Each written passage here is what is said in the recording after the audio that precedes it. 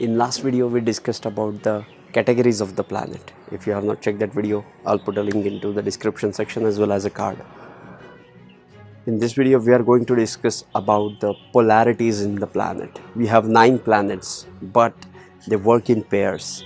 They balance out each other's energy. And what are those pairs and how they balance their energy? All these and more coming up.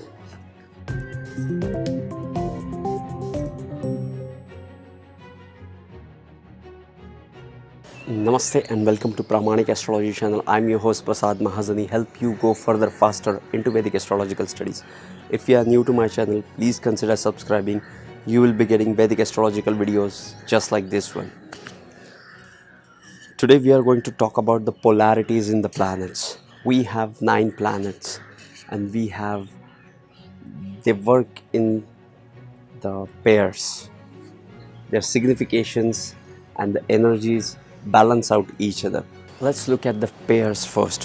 What are the planets which work in pairs and balance out each other's energy? First pair is Sun and Moon. Second is Mars and Venus. Third is Jupiter and Saturn. And fourth is Rahu and Ketu.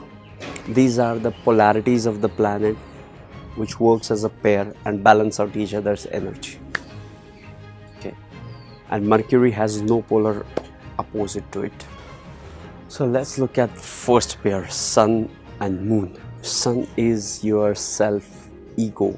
Sun is dynamic and male kind of energy, whereas Moon is passive and female energy. Sun is about the expression, the creativity, and not fourth house. Moon is about your privacy, and it's about the not expression, it is about the reception, it is about the receptivity. Okay, Sun is male, Moon is female. Sun is king, Moon is queen. Sun is father, Moon is mother. Okay, so this was the first pair, Sun and Moon. Let's move on to the next pair, which is Mars and Venus.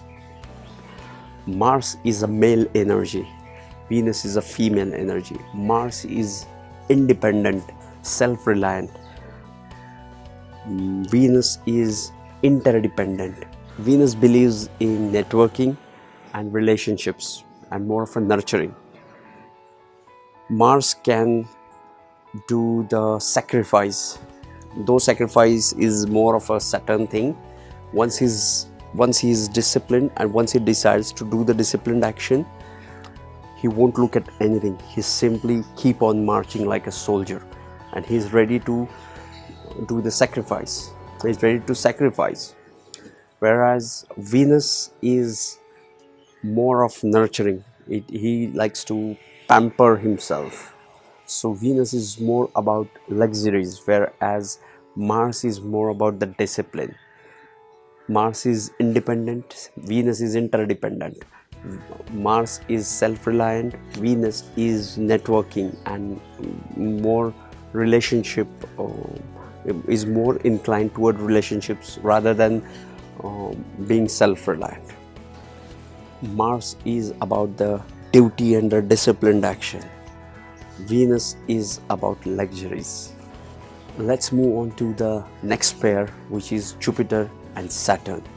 Jupiter is positive, benefic, extremely expansive planet, which is about our higher purpose, beliefs, spirituality. And what is Saturn? Saturn is pessimistic, is restricting, is more of a materialistic planet, and he does not believe anybody. He always doubts everybody. Okay, so he's critical. And Jupiter is like a belief. Yes, there will be a God. And Saturn will be like, please show me the God. Otherwise, I have to go to my work. I have to keep working because work is worship. That's what Saturn says. Okay, and Jupiter is more of that spiritual and metaphysical higher purpose and that belief that yes, there will be some universal power which is going to control everything. And Saturn does not believe this. He is very critical. He has that scientific approach. He looks at things as it is. So it's really hard for him to believe in God or believe in spirituality or any higher beliefs which might exist. He won't believe that it exists. He just believes in working. He just keep on working because he is very materialistic. I need money, and to earn money I have to work every single day. This is Saturn. Both of these work on a different plane and balance out each other's energy. Jupiter's expansive nature, Jupiter's positivity, optimism is balanced out by the restricted, pessimistic and critical approach of Saturn. Otherwise we will just be, oh yes, there is some superpower which is going to take care of us, which is true, but you have to work, you have to show up every single day. That's what is going to activate the Jupiter. Once you have that belief, once you have that conviction of the Saturn, your higher belief is going to go up. And once you have that higher belief, Saturn allows you to do the sacrifice, and it allows you to do things which are beyond your understandings. Spiritual things are not written on the stone. They are always very uncertain. So it's very hard for Saturn to believe those.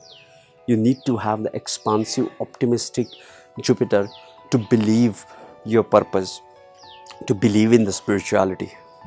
Okay, so this is very interesting pair, and the positivity of the Jupiter gives you everything in life, and Saturn makes you realize that even if you have got everything, it means nothing. You have to go back to the soul, where it all started, from Sun. Okay, so now I will show you the real side. Be practical, keep working.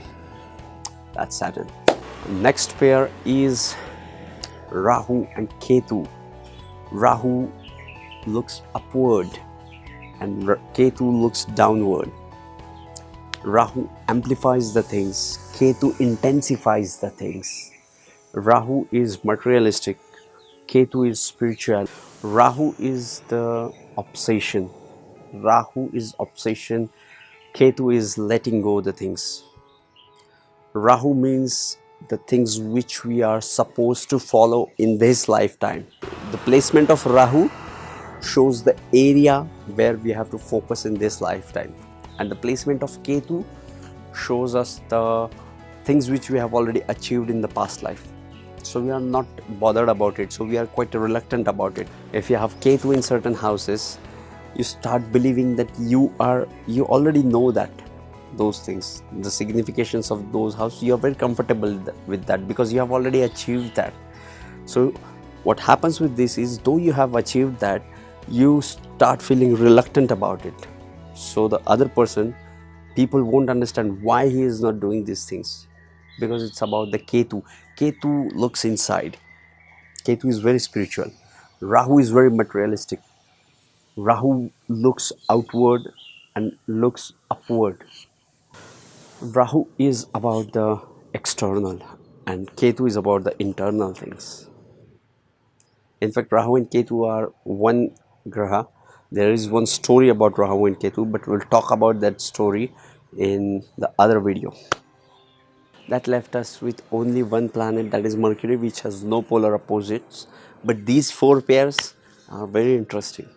If you follow this, we all know Mars and Venus. But if you follow Jupiter and Saturn, if you follow the Sun and Moon, you will know a lot of things. You will know a lot of things about the planetary alignments.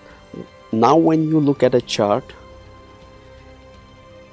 Now when you look at a chart, you will start looking at these planets with a different perspective. You won't be looking at it with the same perspective, because if there is a conjunction of Sun and Moon, or if there is a conjunction of Jupiter and Mars, so you know these two planets, and now these two planets have come together. And another element is in which house they have come together.